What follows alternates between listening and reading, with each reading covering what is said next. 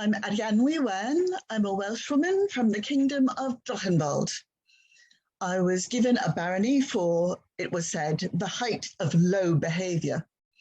Most of my poetry and stories concern those people who are liminal, those people who appear in the shadows of stories, who are not given their own voices. A lot of the time, this is women. And if you want to see a lot of folk tales and fairy tales and dramatic monologues that I've rewritten Shakespeare for example, you can find my book with paper for feet, and I've included a link at the end of the screen share so that you can copy it down. I'm screen sharing for accessibility so that you can see as well as hear. Now, my second book that I remember owning, my first book was a book of poetry. The second book I remember owning was Greek and Roman mythology. It was orange, it might have been Roger Lancel in green, orange with a picture of Bellerophon and Pegasus on the cover. So one day, thinking, not usual, but you know, there it goes. One day thinking, I rewrote the Odyssey, as you do, because I thought, Odysseus in the Trojan War took 10,000 men from Ithaca to Troy.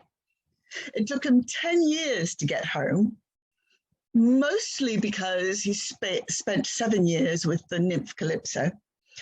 And it's all those 10,001 people who went to Troy.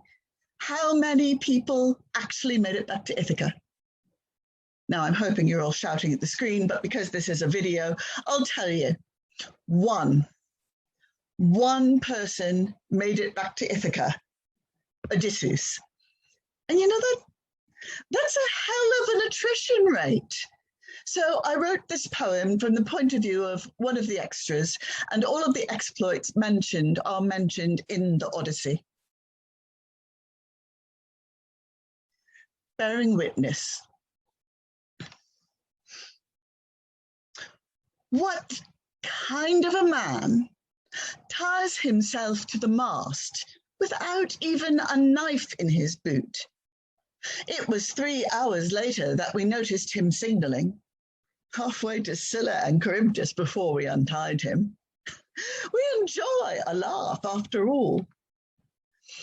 It's all very well weaning yourself off opium, lotus, whatever, but when your reward is to tie yourself to the underside of a goddamn sheep,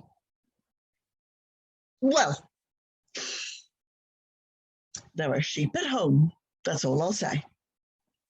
And pigs. Pigs!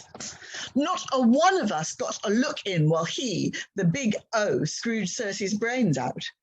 So good he just had to go back. So sorry your mum died, she said the second time, cooing, those big, dear eyes, long legs, pulling him back down on the bed. We knew whose wand had the pulling power, but Odysseus had a thing about size, not skill. Holy moly.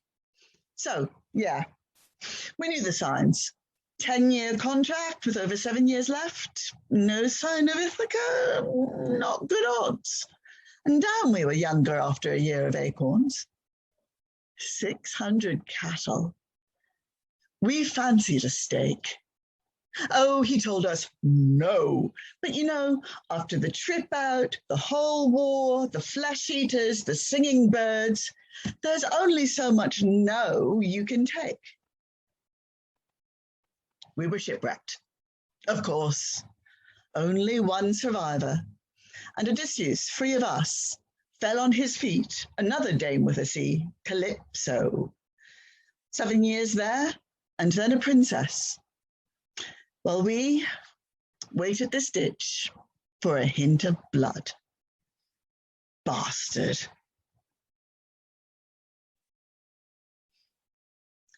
That poem is from the award-winning book, The Weight of Coming Home, which is available from me.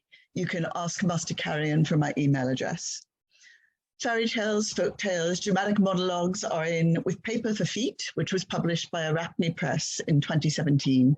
And there's a link there on the screen. to the Arianhwy Press. Thank you very much, and I hope you enjoyed the poem.